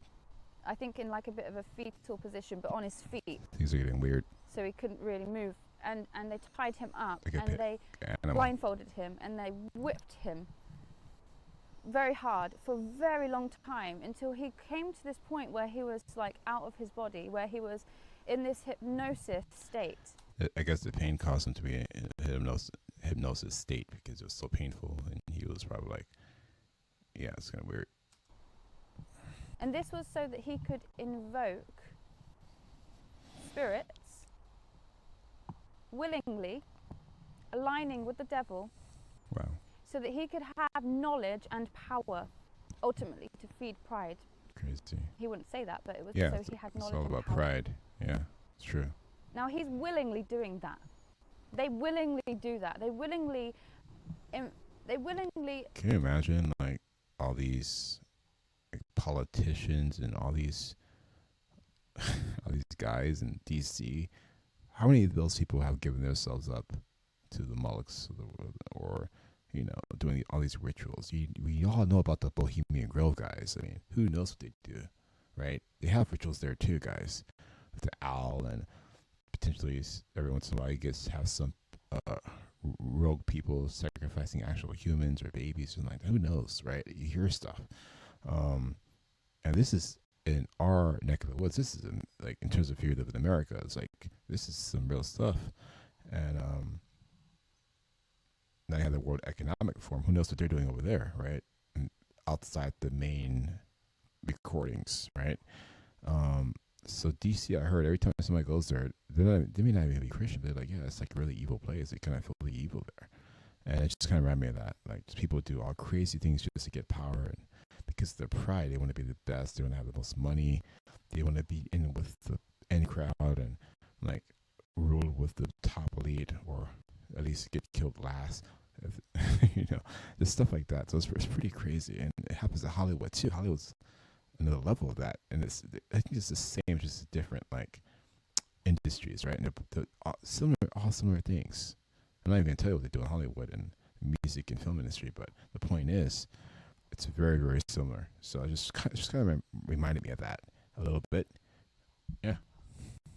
Put themselves and the group in a traumatic experience, inflict trauma. To fracture the person and allow a gateway through for the demonic to possess the person. Yes, if they're not Christian, they can now they're willingly doing it. Willingly, kind of like the vampire is knocking on the door. If you let them in, that's on you. But Satanists do that to children. Do it to children. They don't care. They do that to children. And when you are invested in the devil, when you're putting all of your energy and time and devotion, and I mean they are devoted, when you're doing that, and you know that on Halloween night is the night where you probably will get the most investment, most return, the most reward. So Halloween is the day when all these people, these crazy people, go all out. Who knows what people are doing right now? As I'm recording this, it's literally like wee hours of the morning of the 31st. So I decided to do the video. The outcome will be most likely to do what you want. Just think about how many children are going through that on Halloween night. Now there's on the surface of you dressing your children up and taking them out and knocking on doors and getting sweets, and it's all lovely, but you're part of a ceremony of dark magic. And that's the truth.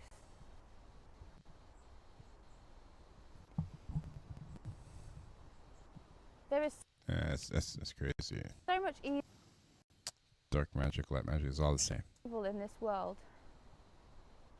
And on Halloween night, we can't just pretend like it's all fun and games, because it's not. Not fun to see, no joke. You know, the Lord was speaking to me today a lot about your will, your free will. Oh, so she's about to talk about free will now. This is going to be interesting. And I remember when I was being trained by some witches who were hedge witches, and they were also Reiki practitioners. And so think about it. Like, you have like doctors, practitioners, like all types of careers. You have no idea what they're doing in the background. It's pretty crazy if you think about it. The practitioners, you probably have all types of careers, lawyers, politicians, like I said, actors, actresses. You don't have no idea what they're doing in the background, right? Some people like maybe Megan Fox, people like that kind of know, like, okay, she's doing it all out in the open because she wants attention. But there's people who are doing this kind of stuff in private. So I think we should never judge a book by its cover. And if somebody looks like Megan Fox or maybe Brad Pitt or some other star, they look normal, they're good looking.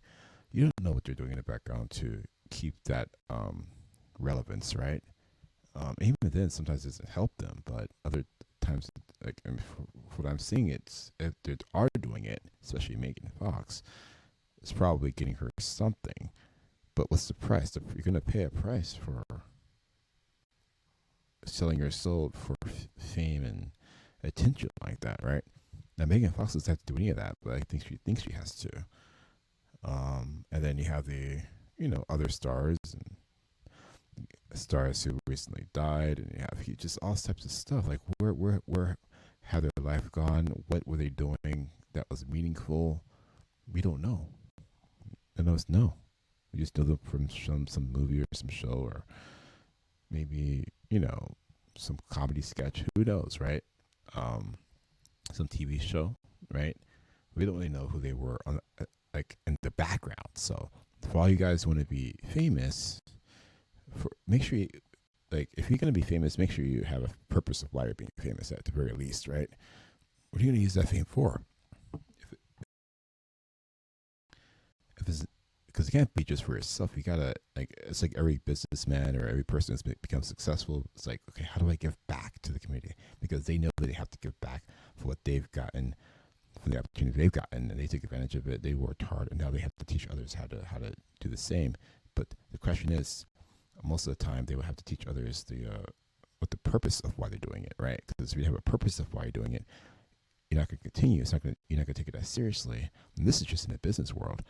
How much more in the Christian world, on the other side, what's our reason for wanting to get people's attention, right? It has to be able to save their souls. That's the most important thing. It's the number one thing.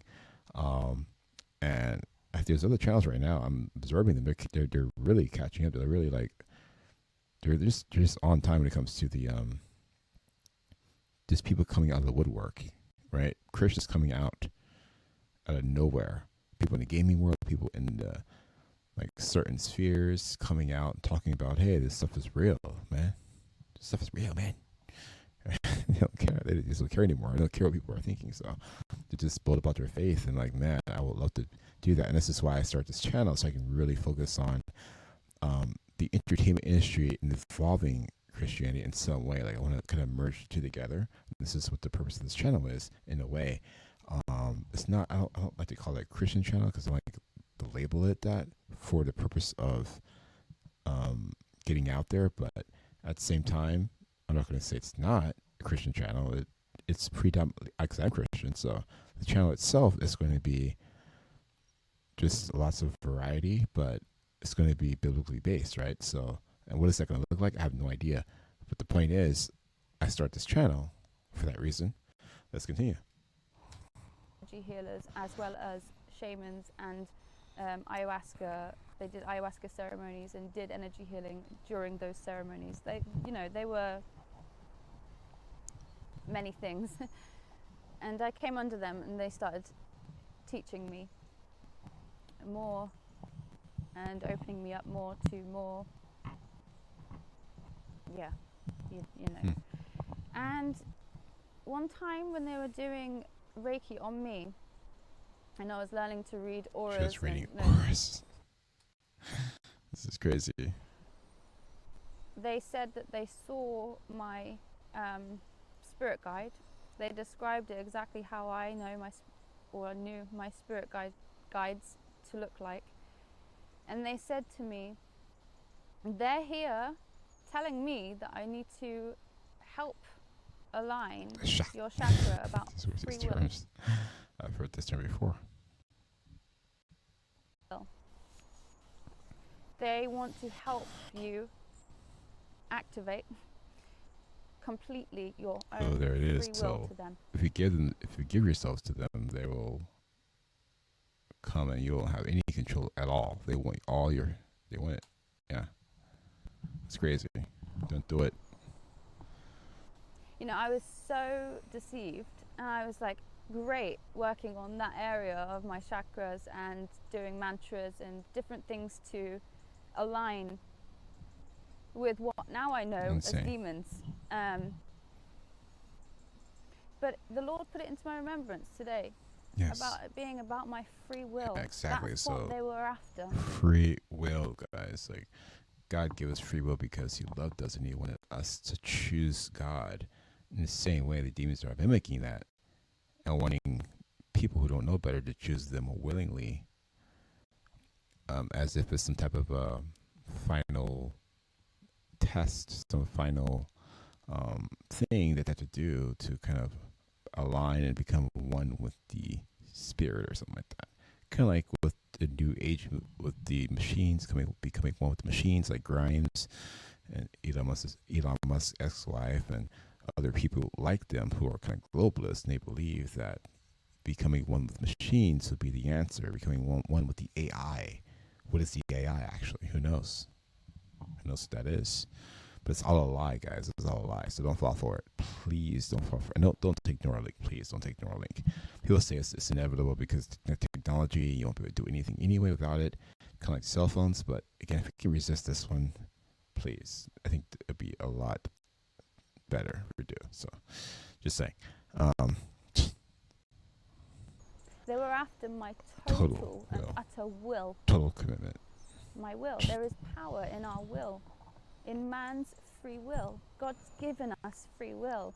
Do we align our will with the devil, or do we align our will with God? That's a big revelation right there. I know God gave that to her for sure. I don't have to question it. Because sometimes we don't think about that deeply. Like, we didn't realize that even on the other side, the other side wants the people's will. The evil side wants the people to willingly do evil or practice evil, or not knowing they're practicing evil, but they're still giving themselves up ignorantly of the law of the spiritual world. When they're not Christian, they're not covered, so there's really no rules. And there's a rule, but there's no rules in the sense where how much they can manipulate the person, possess the person, whatever they want to do, because they're ignorant and they don't have the blood covering them, right? So it gets dangerous. And whoever we align with is who will use us.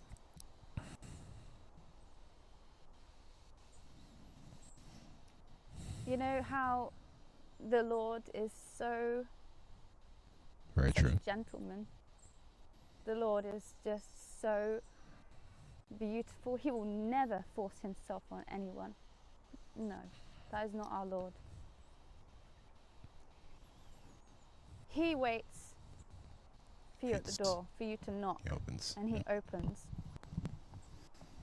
What does the devil do? The devil is persistently at your door knocking. Yep. Knocking. Different intentions. Oh, maybe this person at the door is okay. Maybe they're dressed nice. They're dressed as an angel. Maybe I'll open the door to them. No. See, this whole thing is a mockery. You have children who the devil is trying to claim to take to hell, embodying the character of the devil, coming to your door, knocking on your door, and expecting you to give him an offering.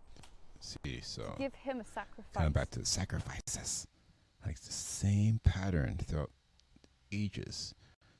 It hasn't changed, guys. Like the sacrificing, all the blood, all that stuff, the rituals. It's all just to mimic, for one, Jesus already did, and what the Jews and people who are with God did with the lambs and the pure lambs, and they would sacrifice the lambs for God, though, right? But didn't flip it over. You have the satanic side. They want sacrifices too. They want to sacrifice people. You know what I mean? They want to kill people and use their innocent or not innocent blood too, feed into this weird cult. To bow down at him and join in with his games. Don't do it, guys. It's just so evil. It's so evil, and you know, I understand that those of you that haven't been involved in things like the occult or witchcraft, you might not have even known. You just thought, oh, it's just fun and games. A lot of people have no idea. But the root of the history of this is evil, and the very essence of it on that night is so evil. So Careful. evil. Even if there are shamans or... She says shamans, I think she means shamans, but I could be wrong. Or, you know, energy healers or white witches, or, you know, people that think that they're doing good and they're doing good rituals and they're doing ceremonies to love. They don't know who they're worshipping. The Satanists do. Yeah. But the others Maybe don't. They think that they're worshipping. Well, I thought I was worshipping the universe. You know, people think that they're worshipping Mother Earth, Gaia, you know, trees, whatever, worshipping nature. But when you are not worshipping the one true Creator God, our Lord, if you're not looking to Jesus and Him, what are you looking at? So what are you looking at, guys? If you're not looking to Jesus, the one true Messiah, the person who died on the cross for you willingly, I don't know what you're doing. Like, you know, like all these other pagan religions require a sacrifice. God, from the very beginning, always required a sacrifice. For Him, with the blood of the lambs, right? Jesus became that lamb, right? And now all we have to do is accept Jesus. And that's literally it. And we move on to perfect ourselves in Christ, through the Holy Spirit, and the Holy Spirit, you know, and ask the Holy Spirit to come inside of us and, you know, just help us work and repent daily and ask why we need to take communion, you know, because I got revelations recently on things like that, especially on days like this, right? So. And the Lord made it very clear to me that I was looking at doctrines of demons, and I was looking at I was doing the devil's work.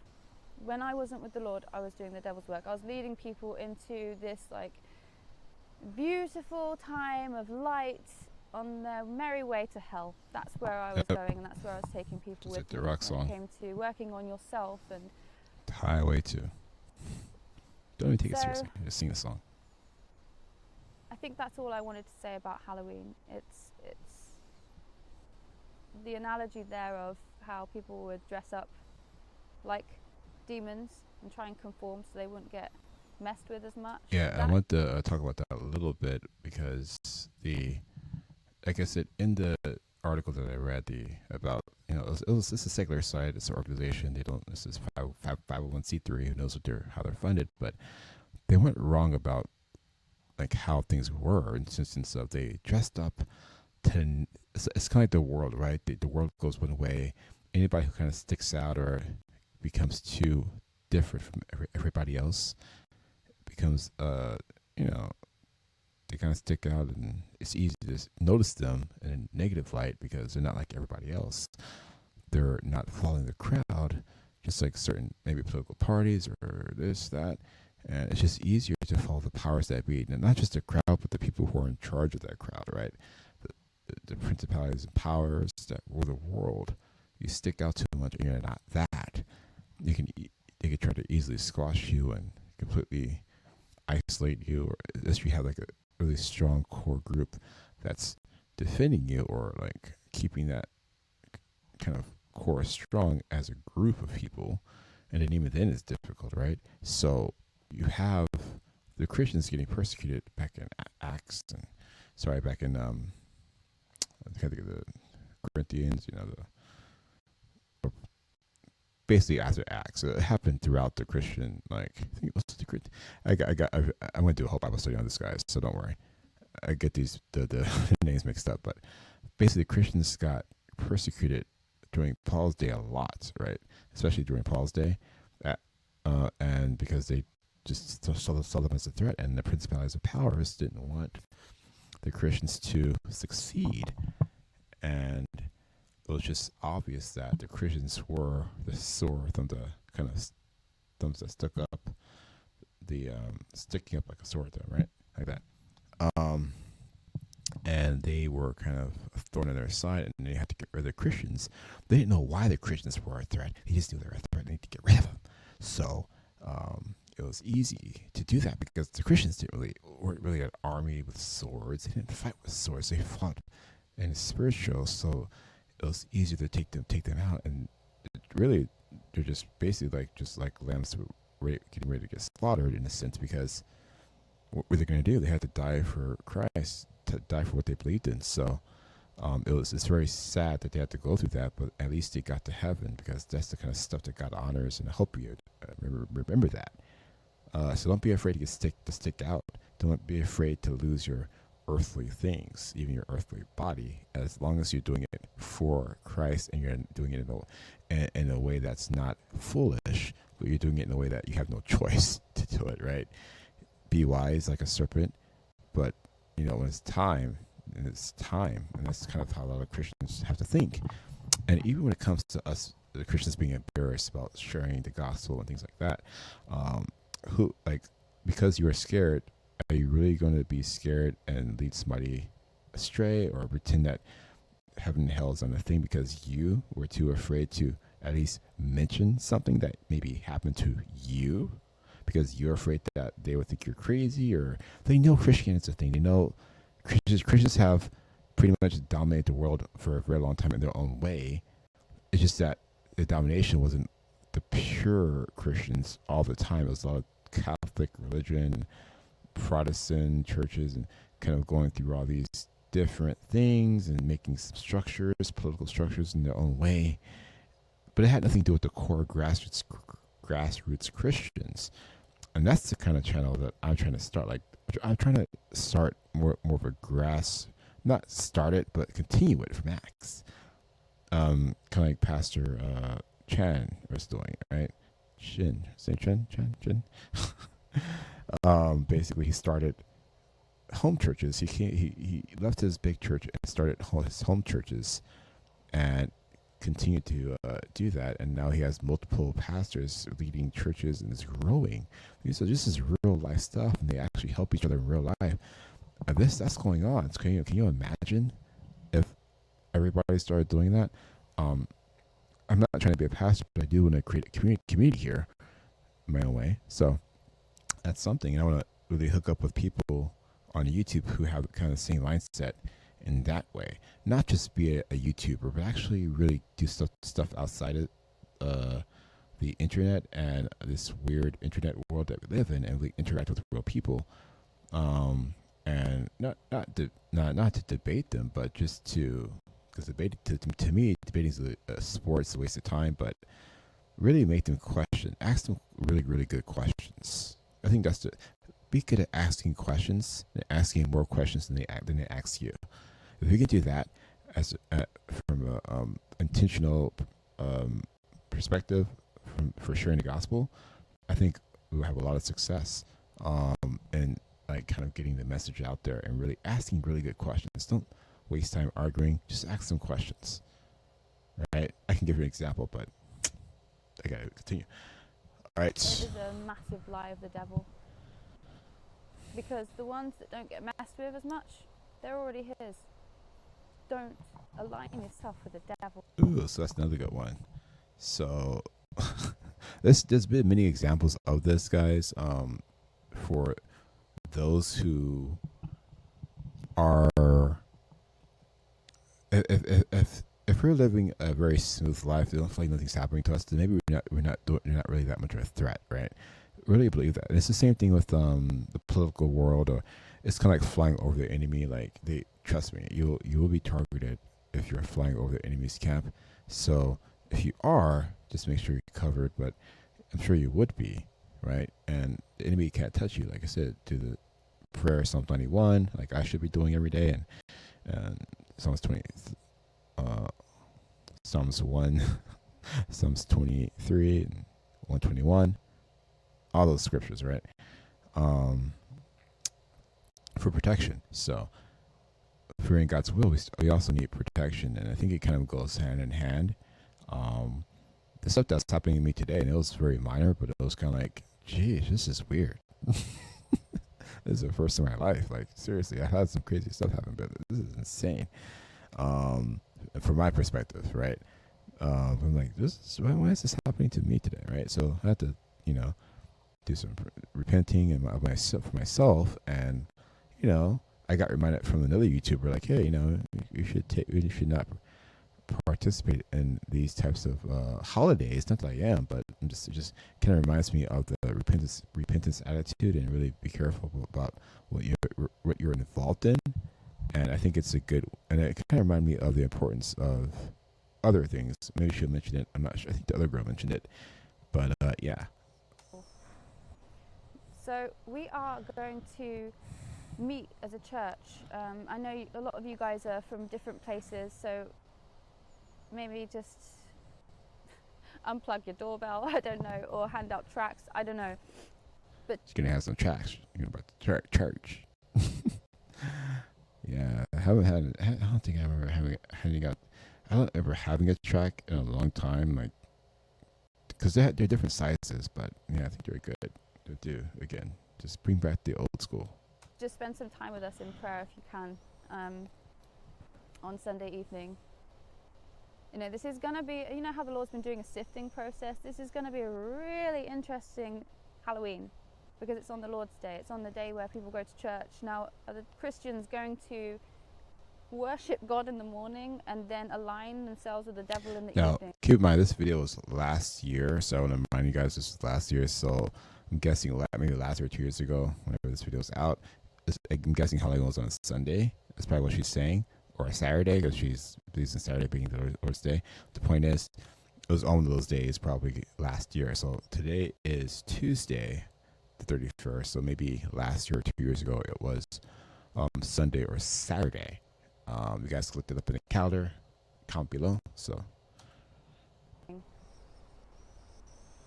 who's going to do that? And can you do that? Can you? I think this year's gonna be interesting, to say the least. So join us on a Sunday evening in prayer. We're all meeting at 6:30, and we're going to do a night of prayer. And we're going to do a night of prayer.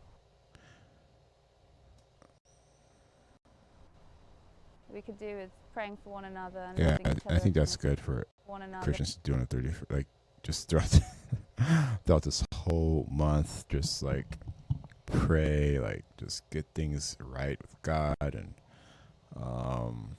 yeah, I gotta like.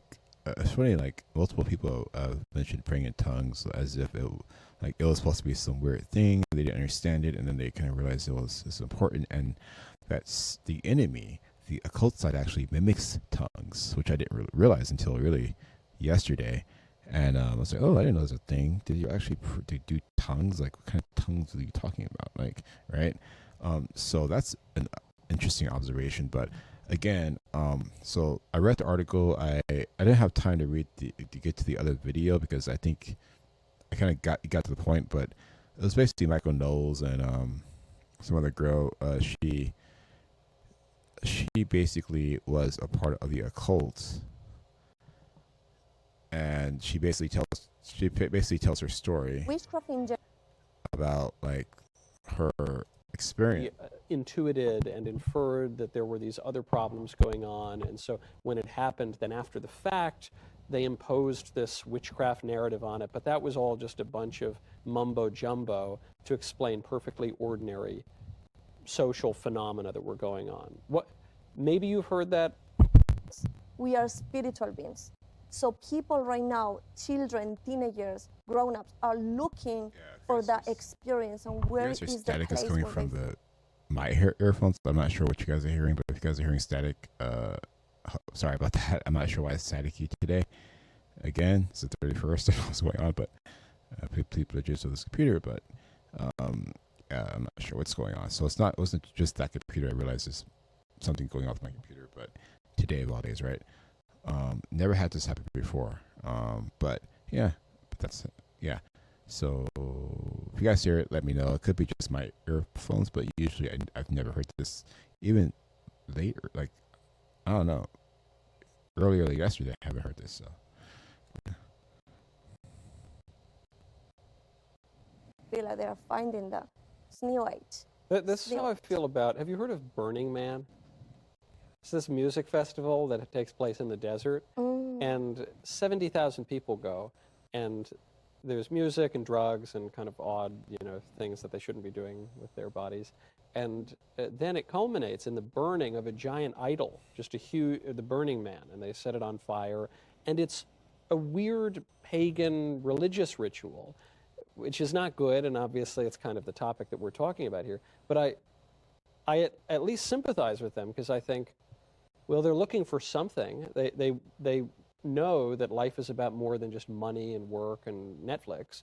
So they want something, and they're just unfortunately looking for love in all the wrong places. Exactly, and that's exactly what is happening, that we are spiritual beings, and there's people that are looking for that in the wrong places. And I believe that you can access the spiritual realm through different ways. The Bible says in John 14:6 that Jesus is the way, the truth, and the life, the way. But then if you go to John 10:1, it says, but those that climb in another way are thieves and robbers. So that makes me think, okay, Jesus is the way, he is the only way, but there are people accessing what's been given to us through Jesus in another way. That's why there's people that, do different types of rituals, because for you to access the spiritual realm, you need blood. That's why Jesus said, the blood of my covenant. The blood is powerful to access the spiritual realm, but it's also powerful for the initiation of covenants. So this is why there's a lot of people, they understand witches and Satanists, they understand that there's something in the blood, right? Hope you guys enjoyed that.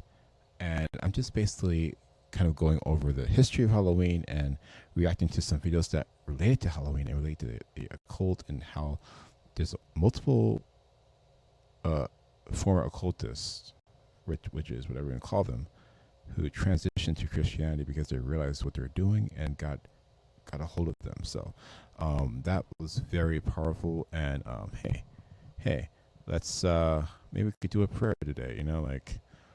Maybe we could do Psalms 91. There you go. And so this is Psalms 91. So, he who dwells in the secret place of the Most High shall abide under the shadow of the Almighty. I will say of the Lord, he is my refuge and my fortress, my God, in him I will trust. Surely he shall deliver you from the snare of the fowler. I usually say me. So you guys can say me instead of you, but So surely he shall deliver me from the snare of the follower, and from the perilous pestilence. I say it a different way because I learned a different version. So every time I see a different version, I go, oh, whoa. He shall cover you with his feathers, or cover me with his feathers, right? And under his wings you shall take refuge, right? His truth shall be your shield and buckler. You shall not be afraid of the terror by night, nor the arrow that flies by day, nor the pestilence that walks in darkness, nor the destruction that wastes at noonday. 1,000 may fall at your side, and 10,000 at your right hand, but it shall not come near you. Only with your eyes shall you look and see the reward of the wicked, because you have made the Lord, who is your refuge, because you have made the Lord, who is my refuge, even the Most High, your dwelling place. No evil shall befall you, nor shall any plague come near your dwelling. For he shall give his angels charge over you, to keep you in all your ways. In their hands they shall bear you up, lest you dash your foot against a stone. You shall tread upon the lion and the cobra, the young lion and the serpent you shall trample underfoot. Because he has set his love upon me, therefore I will deliver him. I will set him on high because he knows my name. He shall call upon me, and I will answer him. I will be with him in trouble. I will deliver him and honor him. With long life, I shall satisfy him and show him my salvation. So I would say this this verse myself, I would usually kind of put it in a way like, instead of he who dwells in the secret place of the Most High shall abide under the shadow of the Almighty, I will say to the Lord, He is my refuge and my fortress, my God in Him I trust. Surely He shall deliver. I will say me from the snare of the follower. So instead of you, I will say me. So you guys can say it like that. Just kind of make it personal. So yeah. So and it's Psalms 23. Sorry. So Psalms 91, I believe it's Psalms 23 and Psalms 121. You guys can check those out too. But I'm trying to make this video as short as possible. So it's been 2 hours. So if you guys like that, make sure you like, share, subscribe.